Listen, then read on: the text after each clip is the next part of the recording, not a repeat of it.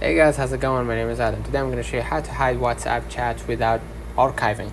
So go ahead to the WhatsApp, right? And then go ahead to settings, and then just go ahead to the account, right? And in the account you're going to see privacy, right?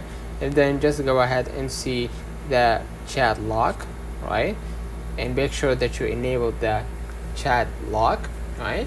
And then set a pattern or PIN, and then long press on the chat that you want to hide, and then select the lock icon and hide it.